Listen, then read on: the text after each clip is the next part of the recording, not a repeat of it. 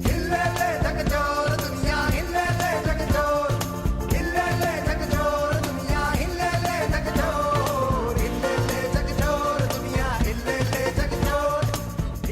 mentioned Ashoka, and you were under 30 when you did your work on Ashoka and the decline of the Mauryas. And one of the things that is very important to that work is that you deconstructed Ashoka as not somebody who was in spite of his time, but representative of his time.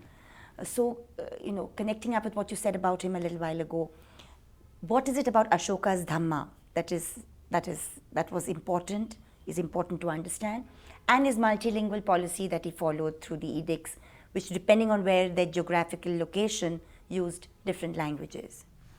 Well, I think that the most important aspect, two things about his edicts from which we get the maximum information about him.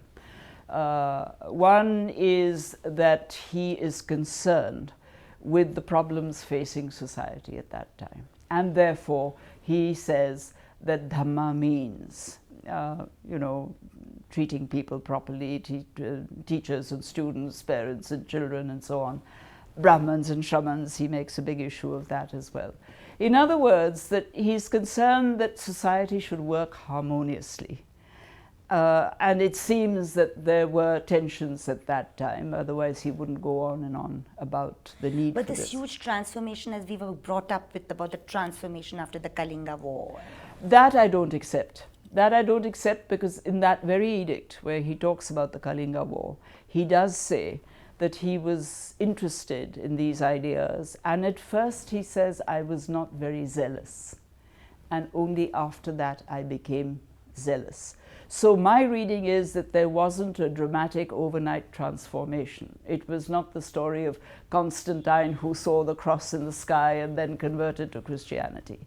It's really a declaration of the fact that he was interested in these ideas, he thought they were useful, they made an appeal to him, and then slowly and gradually, when he saw the suffering that had been caused at the Kalinga War, the whole thing came back to him in a way in which he became much more involved in these ideas.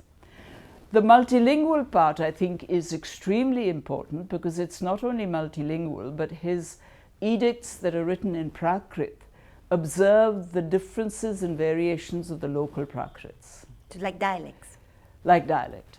So the second aspect of his edicts is that he wants everybody to know what he is thinking and why he's thinking what he is thinking. And he says so, that wherever people can read them, well and good. Where they can't read them, I expect my officers to read them out.